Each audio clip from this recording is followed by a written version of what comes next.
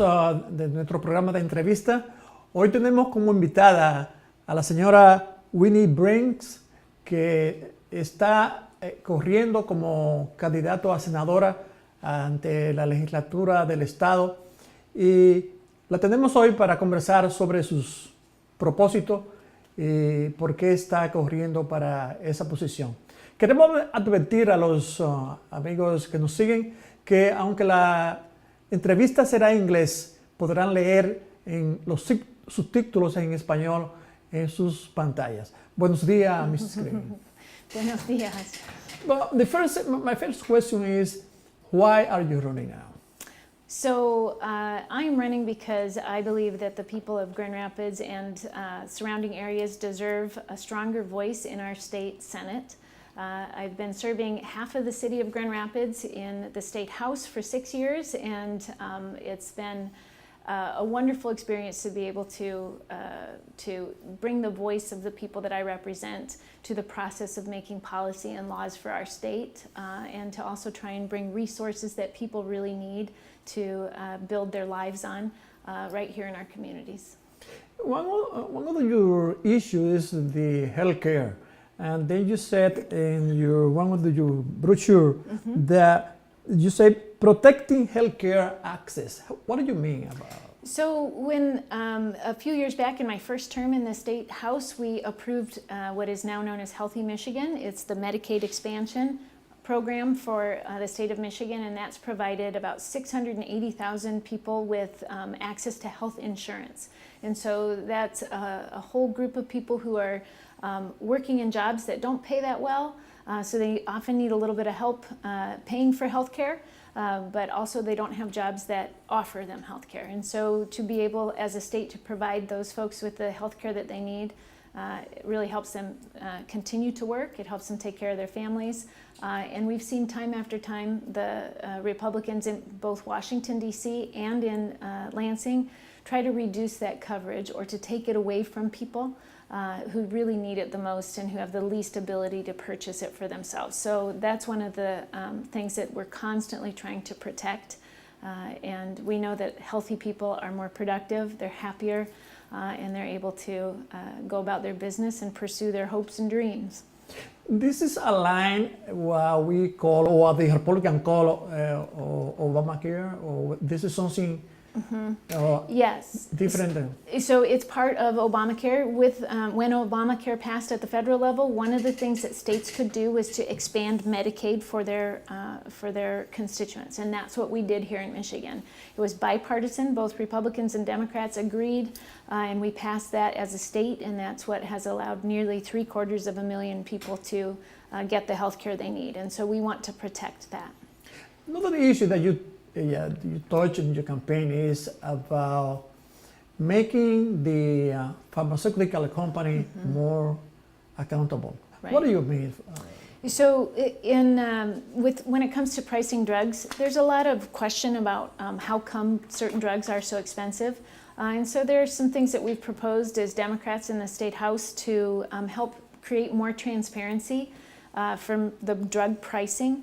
If, for instance, a drug company wants to raise a price by a certain percentage, or sometimes it's been as much as 300%, sometimes it's 20%, and they do that without any explanation. And sometimes it really causes families to go without the drugs that they need to either stay healthy or to even save their lives. And so what we want to do is make sure that those drug companies are answering for those price increases. So we would create a commission that they would have to justify any severe price spikes too, so that people understand what's going on. And if it's a legitimate price spike because an ingredient costs more or because of some other factors in the market, then that commission could help determine whether that's legitimate, and then the drug company can charge that. If not, there would be penalties for unnecessary and arbitrary price spikes that just hurt our customers and our constituents.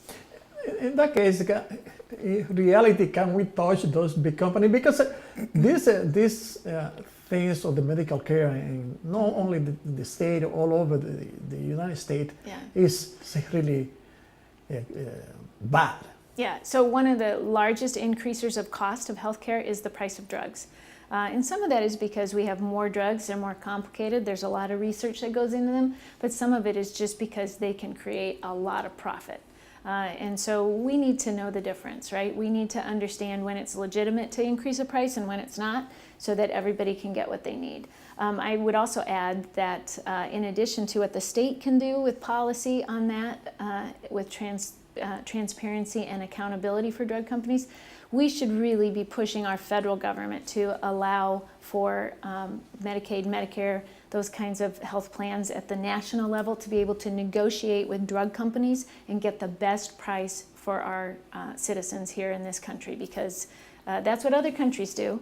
And they are able to provide these drugs at a much lower cost to their constituents. Oh, yeah, it's much lower, because I saw a case, this was laughable in the case. There was a lady who got medication for diabetes, and the doctor said, "Are you going to travel in those days?"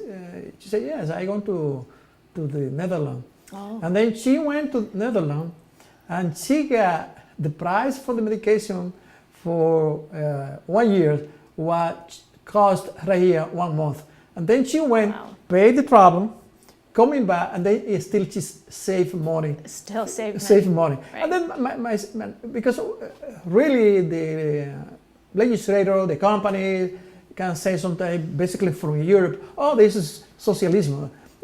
But to me, this is totally no. It's about nonsense. It's about using the tools we have to get the best deal for the people who live in the United States, just like the rest of the world gets. Another issue that you touched is about what we talked before about eliminating driver fee responsibility.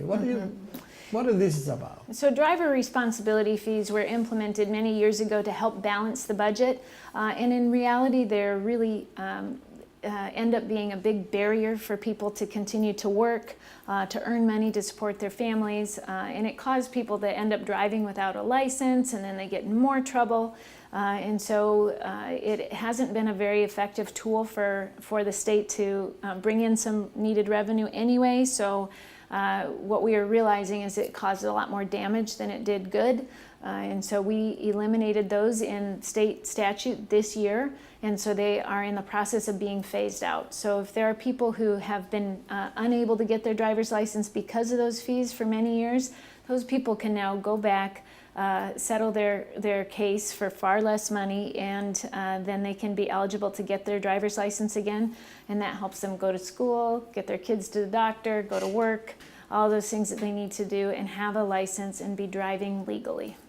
Talking about licenses, this is an issue very important in our community, yes. Hispanic community, basically providing licenses for immigrants, basically illegal immigrants. What do you really do? Yeah, so again, this is something that we've worked on for a number of years in the State House. I've been supportive of bills that we have to help people have the ability to drive legally in Michigan, even if they don't have their documents to be here permanently. So we can do a lot as a state to provide those licenses for people, especially people who are moving around and working in various places. But there should be no reason we can't make sure that everybody who's present here, regardless of their documentation, has the ability to drive legally. There is an issue, and you are being targeted for some group, even though sometimes, say the Republican Party or some group, independent group. What are you concerned about that situation? Because what we are seeing is a lot of private interests getting into the political forum without any accountability. What do you think about this situation? Yeah, I think what you're talking about is really a symptom of having a lot of unaccountable money in politics, and in almost unlimited amounts. So you have different groups that pop up and they can say just about anything they want. It's really hard to tell who they are, and it is often not very true what they say, and so those things are easily abused and used to attack candidates on both sides of the aisle. But in particularly in races like mine that are very, very competitive, a lot of money pours in from outside forces that are unaccountable to the people we're actually representing. So it's an unfortunate result of dark money in politics. Finally, what is your position in regarding to illegal immigrant or legalization of those people who are working in this country? So we used to have a Department of Immigration and Naturalization Service, right? And I think those words are important. Service was in there, naturalization was in there, and immigration. And we should be, as a country, welcoming people and helping them be naturalized and helping them assimilate and understand what happens in our country and how to live here productively. And so when people, in particular, what we've seen this past year that's been very disturbing at the border with people seeking refugee status, there's been no service, there's been no attempt to help people become naturalized, there's been no way to help immigrants who are trying to seek assistance and refuge in our country. And that direction has been completely wrong. We need to do a lot more. I am the child of immigrants.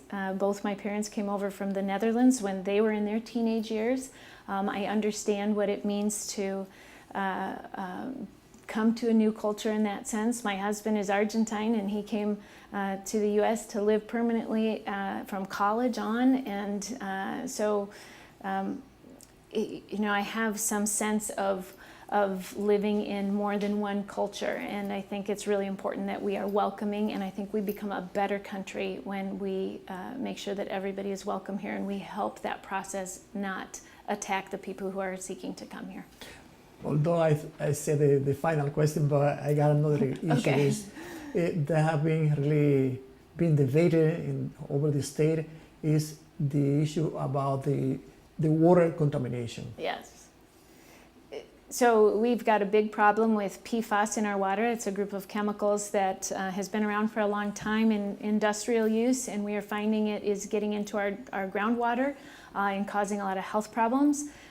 We've seen our state government has been very reluctant to take any real action to set a limit on how much of that is allowed in our water, in our drinking water in particular. And so I've been working very hard to try and get the state to establish that so that we can, one, use the law to force companies to clean up groundwater. We can also use the law to help any polluters pay for filtering drinking water so that our communities are protected from the negative health effects that the poison that those companies used in those communities doesn't get passed through the drinking water to innocent people who had nothing to do with that pollution. So there's a lot that we could do as a state, and right now what we've seen is the Republicans protecting the polluters rather than holding them accountable, and so that's something I feel very strongly about, and I think we need to take much more strong efforts to ensure that people are protected. Well, Mr. Green, and we get to the end to this interview, but if you want to add anything to our follower? Sure. I would love to say that it's really important that everybody is involved. It's been my privilege to serve the community of Grand Rapids for 6 years, and I would love to continue that service in the state senate. It has been my goal to ensure that every voice in our community is heard. We did specific outreach in precincts and areas of the city where we know there are lots of Spanish-speaking households. We did bilingual canvassing and trying to reach those voters and help them understand the importance of voting. And I look forward to being able to bring their voice to the policy discussions and the important topics that we talk about in Lansing and make sure that they have a voice there. Gracias, Mrs. Brinks. Sí, de nada. Gracias a ustedes por seguirnos en esta entrevista y esperamos en la próxima ocasión su atención. Gracias.